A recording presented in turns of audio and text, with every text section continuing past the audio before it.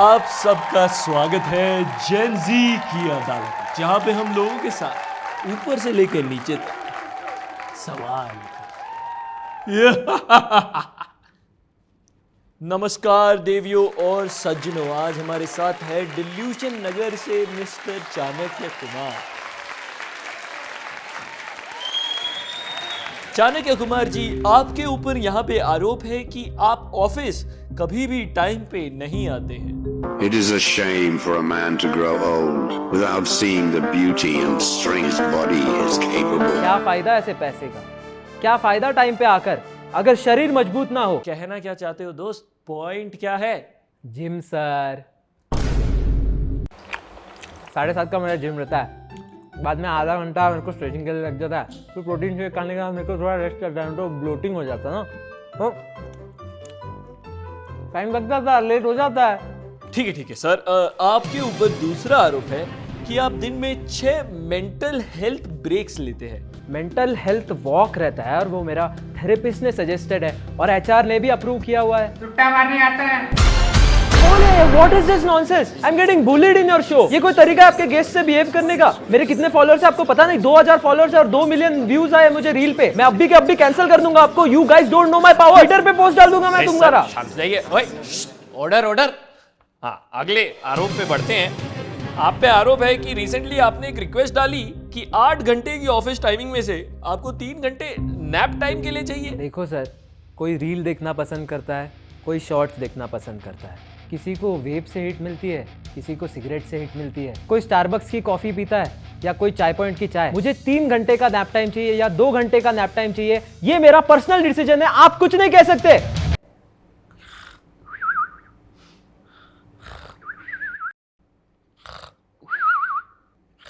और अगर आपकी रिक्वेस्ट डिक्लाइन कर दी गई तो ओह वाह, काफी गंभीर माहौल है दोस्तों। आपको अगले एपिसोड में मिलते हैं जेनजी की अदालत में। Gen Z quietly gave up and no one noticed. Gen Z, the first generation with no purpose. Why is Gen Z rejecting hustle culture and redefining the meaning of work? Why the new generation is harder to work with? No, these are not my thoughts. If you simply type Gen Z plus workspace in your YouTube search bar, the videos with the highest views will have these headlines. Sure, YouTube headlines can often be clickbait, but what truly surprised me was the sheer number of videos made on this topic. Something is definitely going on here. So we have around 80 people across our companies, okay? And 60% of them are Gen Z. So as we expand and hire and grow the organization, I was reading about this and I was curious, why are we leveling these allegations against the new adults entering the workforce? After all, they will also be around, right? So I decided to understand the situation better. Do young folks really hate work and are a pain to work with? Or is there something else going on here? So whether you're a startup founder, manager, or just a Gen Z who's getting into their first job, watch till the end because I have some very interesting findings which can help you. So the workforce has 4 different generations. First is baby boomers, then is Gen X, third is millennials, and the last is Generation Z or Gen Z. Until 1995, 60% of the Indian workforce comprised of baby boomers and Gen X. But from 1995 until now, 60% of India's 524 million strong workforce is formed by millennials and Gen Zs. And the number of Gen Zs in the workforce is only going to increase. In fact, in the USA, Gen Zs will officially overtake the baby boomers in workplace by 2024. Yup, that's this year, so goodbye to all oldies. If you see globally, Gen Z represents approximately 32% of the global population and they are redefining the future of workplace. Here is how. Starting with mental health. According to a report by Deloitte, Indian companies lose about $14 billion every year in value because of poor mental health practices in the workplace, and Gen Zs wish to change that. In fact, I didn't know this, but did you know that 61% of Indian Gen Zs prefer being paid less in exchange for better mental health benefits in the workplace? To their credit, 8 in 10 workplaces in India have expanded health services to include mental health benefits in 2023. In fact, their ardent demand for better mental health has also increased the business scope for these services. Bloom Ventures, for instance, in its October 2022 report, pegged the Indian mental healthcare industry, online and offline, as a roughly $3 billion opportunity. Whoa, stop. Did you like the way that video was edited? Well, I'm doing a free masterclass where I will be breaking down the entire fundamentals of video editing and how you can understand video editing and go on to get packages like 30 LPA. So if you're interested, click the link in the description to register for the masterclass. Now, the second thing that Gen Z seem to want is prioritizing strict work-life balance. See, mental health services is still something a workplace can quickly adapt to, but the question of 4-day work week and notions of work-life balance immediately sends Indian Gen X into a tizzy. If you spend time on the internet, you must have seen that in the last 2 years, work-life balance has become a hotly contested topic in the Indian workplace. So much so that we have someone or the other discussing it every quarter and getting cancelled. From Narayan Murthy's 70-hour work week comment to Shantanu Deshpande's LinkedIn post on work-life balance and Bhavish Agarwal's glorification of no work-life balance, all were met with some kind of resistance Indian employees are not expected to have. A survey said that 57% of Gen Zs would work for companies that foster strict work-life balance. But before I tell you more about Gen Z's demands, I want to quickly thank our partner Odoo for this video. Whether you're a business owner, solopreneur, or freelancer, Odoo is a one-stop enterprise resource planning platform for all your business needs. One of my favorite features is their website builder. You see, if you're running a business, having a great website is important, but creating one can be a hassle, especially if you're new and lack technical skills. But thanks to Odoo, you can make a website within minutes using simple 4 steps and start designing it. You can drag and drop blocks, add text about your business, and add images or choose from Odoo's integrated stock image library, Unsplash. And you know the best part? You don't have to spend a dime for your website since the first website of Odoo is free forever, that too with lifetime free unlimited hosting and support. If you want to create a new domain or have one, that's also free for the first year. So if you don't want to waste your time and take your business offerings to the next level, check out Odoo from the link in description below. Now back to the video. Question is, what is this work-life balance even, and how does Indian Gen Z define work-life balance? I have a life outside this cubicle. I want flexible work timing. अगर Excel मेरे laptop में so I can work from my home. I can work 10 times harder when I'm in my comfort zone. And my comfort, no dress code. I can't travel to work, man. My dermat just told me that I can't go out in the sun. Look at my skin. So, you heard that. That is work-life balance for Gen Zs. Fun fact here. In July 2023, lazy girl jobs became a social media trend highlighting the importance of work-life balance. What are lazy girl jobs now? Simply put, lazy girl jobs promote work-life balance as opposed to extreme ambition and work to the point of burnout. But that being said, work-life balance is still an important factor that Indian Gen Zs value just as much before they join an organization. So far, how Gen Zs are reshaping the workplace and the demands don't seem too over the top, right? If better mental health services and ensuring work-life balance makes the workplace more efficient, we should fulfill such demands. What do you think? However, there is one specific demand, or should I say silent rebellion, which doesn't quite make sense to me. It's what they are calling quiet quitting. I'm sorry for throwing all this jargon at you in one day, but let me explain. So Gen Zs basically believe that work is not the only part of their identity. To further this belief, they feel they need not give their 100% to a workplace because the returns are only 100% for some employees. So the quiet quitting hashtag caught up in July 2022. And for once, it wasn't just an American trend. Gen Zs from all over the world, even from Asia, participated in it. A survey conducted by Slack on knowledge workers in India noted that 73% of Indian Gen Zs align with ideas like quiet quitting. In fact, Kevin O'Leary of Shark Tank fame tagged the quiet quitting movement as being worse than the pandemic, only to be globally cancelled by Gen Zs who felt that they wouldn't die for jobs that don't care for the people who work for them. This brings us to another factor that Gen Zs believe should change in the workplace. That is purpose. This quiet quitting movement and the Great Resignation were all social media movements highlighting that much work is inherently not meaningful. See, Gen Zs feel they need to be fully involved in the workplace. The organizations they work for also had to work towards a purpose larger than profits. So, profits out, purpose in. If the Gen Zs redesign the workplace, that will definitely be a flavor. But the question here is, what does organization with a purpose even mean? Does it mean that every business should be an NGO? Does it mean the mission and vision statements of organizations are now important? Nope. Gen Zs want to work at organizations that are actively working to make the world a better place. They are less likely to work at organizations that disagree with their personal views and beliefs of the world.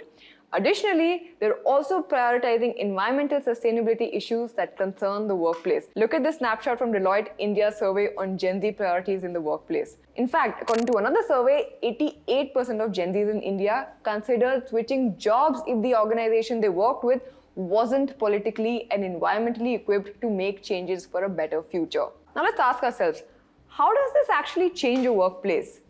The answer is, it impacts retention. See, a workplace invests significant time and money in training a fresh hire. And after you've invested your time, energy, Gen Zs will still leave because they don't feel that larger purpose, and it can obviously piss off the hiring managers and colleagues from older generations because they have wasted a significant amount of time and money and effort. And this is where the narrative about Gen Zs shifts from they are demanding to they are entitled. So let's look at what the managers are saying now. They feel that Gen Z is way too aware of the world, but not enough to understand that it works less ideally than they would like it to. This discrepancy between Gen Zs owning their opinions and trying to enforce them in a workplace also creates a chasm where hiring is concerned. So last year, April, when Resume Builder surveyed over 1,300 managers and business leaders, they found that 74% of them believe Gen Z is more challenging to work with than other generations. 34% of these respondents prefer to work with Millennials, 30% with Gen X, and 4% with Baby Boomers. 65% said that they more commonly need to fire Gen Zs than employees of other generations. Being too easily offended was the top reason for Gen Zs getting fired. Honestly, I wouldn't blame the managers because, see, when you start work, it's supposed to be new and challenging, so you may not have work-life balance from the get-go, and Gen Zs can't jump the gun to behave in entitled ways even before they get hired. But it turns out that not being hired is also a non-issue for Gen Zs because they can always do something called rage apply. I understand that your jargon comprehension meter for today is broken, but bear with me for just a few minutes. So, what is rage apply? After the quiet quitting movement of 2022, rage apply surfaced in 2023. So when unhappy at your current job, apply to all open positions to see if you can get a better pay raise at your new job. So this trend actually started in Canada when a TikTok user, Redweez, a social media marketer, shared her experience of applying to 15 jobs after being angry at her workplace and landed a job with a $25,000 hike. Garnering millions of views, many users were vouching for the trend by sharing their successful stories of securing jobs with hefty hikes and perks. If you pointed out that Gen Z was redefining the workplace one social media viral trend at a time, you would be right. I can literally keep going on and on about Gen Z quirks in the workplace, but the more crucial piece of this discussion is, why are Gen Zs being targeted so aggressively? Is there any solution to all this? Firstly, why are so many problems arising even? I found a majority of these answers and let me take you through them. So you see, Gen Z's entry into the workforce happened during the pandemic. Remote work was basically the definition of a workplace. While this may not sound important to you, but it is a big deal. Let me explain why. See, when we first start school, we learn to be students by observing our peers. Teachers and other authority figures shape our behavior through close contact. In fact, even our parents teach us how to behave in social situations when we are children. So in sociology, there's a concept called enculturation, which basically says that we learn how to behave in an environment with the help of others who have been around for longer. Now, in the case of Gen Zs, the workplace enculturation happened over Zoom calls, remote work, and a very mentally taxing time for the world. Gen Zs observed millennials and Gen X's deteriorating mental health, crushing pressure to work and deliver results at a time when the world had stopped moving. So in their initial working years, they worked remotely with additional stress of how the world would normalize once the pandemic ended. This uncertainty looming at that time was a lot to deal with regardless of which generation you're from. So without appropriate communication between older employees and the new Gen Zs, workplace expectation setting didn't happen as usual. I'll tell you what was happening. There was a lot of blank space due to new ways of work culture and a set of expectations in the wrong direction. While remote work did prove beneficial, Gen Zs did not get enough experience in physical office setups till after 2 years of entering the workforce. And endless Zoom calls, Slack notifications even had the other generations reeling from something called online fatigue. So if you look at it, Gen Zs experienced workplaces devoid of joy through their screens, where forced mental health workshops and game nights did not change their view of work. Yeah, you can say that it was temporary and everyone experienced the same situation.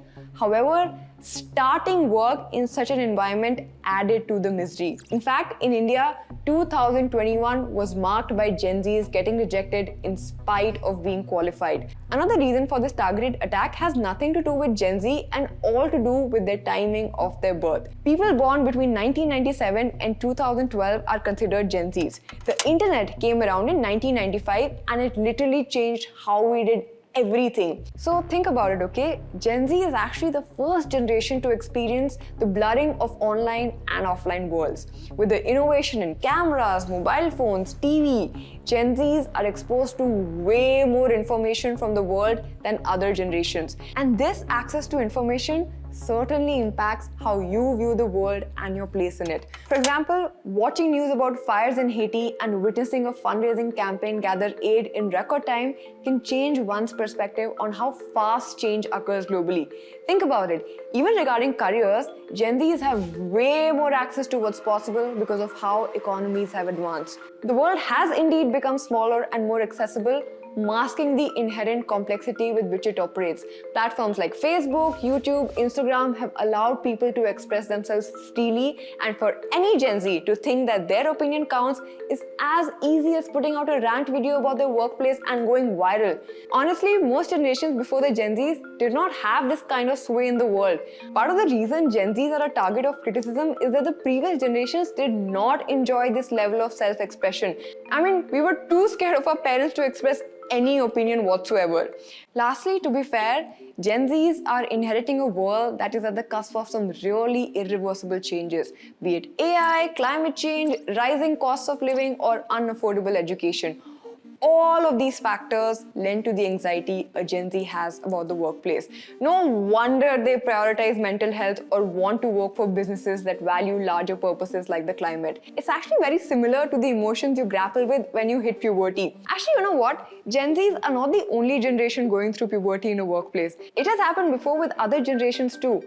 If you look at the baby boomers, they entered the workforce at the back of a newfound victory of independence struggles and post-war economic decline. So naturally, with primary industries being set up and large corporations defining the meaning of work, the boomers were encultured to respect hierarchy and authority. But constantly being subservient to authority also produced a counterculture movement in the West with back to land, voluntary simplicity, and communal living experiments that were all in part attempts to find meaning outside the employment structure. If you look at baby boomers' puberty or rebellious movement at work, it was actually represented by hippie culture at its tenets, which were also all anti-work movements. Us millennials too joined the workplace right when the financial crisis hit and had to make do with a workplace with no space for our demands. I think the millennial puberty movement arrived when they were bombarded with the follow your passion messages in workplaces that weren't sufficiently equipped to make space for such passion. I think all the current stand-up comedians in India are great examples of millennials rebelling at work to meet their demands. So if you look at India, the demarcation between generations isn't as neat either because our country's cultural, economic, and political tropes are nothing like those in the West. So if you look at India, the pace of change differs slightly than the West because our economy only opened up after 1991 economic reforms. So you will notice that our parents still value government jobs and security.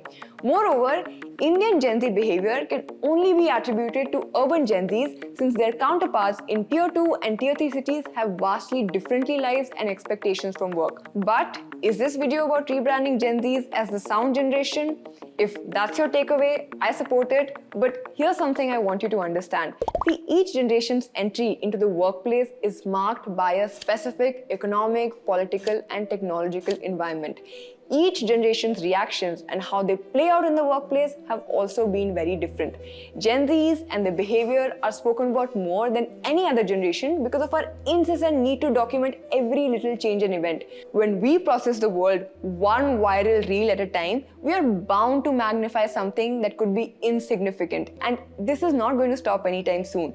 But what needs to change is our gaze on Gen Zs in the workplace. See, every generation goes through a teething period when they join a workplace. Currently, we are mere witness to the Gen Z's teething period. What's different is that we make content out of every little detail out there. Podcasts, newspapers, startup blogs, and everyone on Twitter, Reddit, and Quora is talking about the same details about Gen Z behaviors and demands without sufficiently grasping their context, and context is key. And to be honest, for the longest time, I also had a very similar narrative in my head that Gen Zs are entitled, Gen Zs don't want to work hard. But once I spent some time and understood the problem, rather this generation better, I realized that this is something very solvable. So I would also like to share a few things that have helped me during hiring and working with this generation. Some context here. So Aevy and EOS are actually the first proper organizations that I've built. So I didn't know a lot of this before, but I do know now. The most important thing that I've learned is expectation setting. What is okay? What can this person expect? Rules, routines, setting expectations around every single thing. And this works universally for Gen Z, Millennials, anyone you hire or get on board. So the CEO of Stripe, Claire Hughes Jackson, she has this guide, okay, that she shares with whoever she works with. It's called a guide to working with her, which is everything listed out. Her management style, whether it's hands-on or collaborative, how she gives and takes feedback, how she likes communication, and I found that to be excellent. It's literally crafting out what an individual can expect while working with her. This, I feel, is something that every manager, founder should do, in my opinion. Set clear expectations on every single thing from the very beginning and communicate them again and again and again. Print them and put them in your workplace if you have to, but this will definitely help. Describe all the misery, hardline values, and set high standards upfront for this new joinee. Tell him or her, how do you guys get the job done in your organization? Codify your values and become known for them. Now, can this deter some talent? Yes, maybe, but that means they weren't a culture fit in the first place. See, secondly, while you want the folks around you to understand your working style, you need to understand them too. I think what a lot of organizations and managers forget is at the end of the day, the person you're hiring is also a human, and all humans have the same needs. They all want the same thing, and I feel like all of these needs can easily be stacked against Maslow's hierarchy. Someone might be there for purpose, someone might just be there for money, but you need to know what they're there for, and that actually comes with spending time and listening to them. They say that every manager can only have 5 to 7 people reporting to them. So if you have those 5 people, do you know those 5 people's life beyond work? What is it that they're there for? If somebody in your team has joined because of your vision and purpose, you need to tell them the story of why the company exists, because that is what they need to hear again and again to find their work valuable. If someone is there to learn, then you need to figure out how the workplace can aid that and how you can help them with their needs. See, not all demands can be met, obviously, but that is again where expectation settings come into play. Lastly, a lot of this work can be done in the very beginning itself, before the person even comes on board. So Elad Gill talks about something called beer test, where he says that after you've found someone who has the right skills, take the person out for dinner or beers and see if you and your team would enjoy having the person around, if they'll be a culture fit. If the person has the skills, which is actually more easy to gauge, just by spending a little bit time with them. So you can actually solve a lot of these problems and do expectation setting at the very beginning itself. Now coming to Gen Zs who might just be starting out, if you want to build a long-term successful career, you need to have a little bit patience. So when we started Aevy, right, we had some really young folks join us and leave wanting to replicate and build the same thing. They tried, they weren't able to do it, then they came back. So what I figured that young folks don't realize is that building something that outlasts you requires a lot of time, patience, hard work, and also a lot of luck. Right decisions, right timing in the right direction is actually very hard to nail. See, it's good to chase your dreams, but stop looking for shortcuts.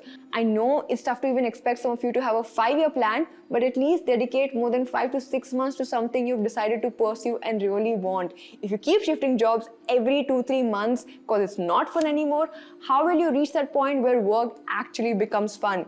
how will you build any leverage for yourself? See, anything new is always hard and requires more time and learning. So don't give up before you've even scratched the surface. Also, as much as all of you want to go explore, find yourselves, go see the world when you're young, you also don't want to be struggling for capital when you're in your 40s. So don't make work or things that bring you money your enemy. Anything new is always going to be hard. It requires more time and learning. So don't give up before you've even scratched the surface. And I want to leave you with one last thing. There is actually a possibility of loving your work so much that you want to dedicate 70 hours per week to it. So if you do find something you enjoy, do not give up on it if it got a little tough or bad on few days or wasn't fun on few days. I want to share an essay about good work in description. I think each and every one of you should read it. It helped me a lot and it could help you too. Anyway, that is it for today's video. If you found this video helpful, please share it with your peers. I'm Achina Maya. Thank you for watching and please hit the subscribe button.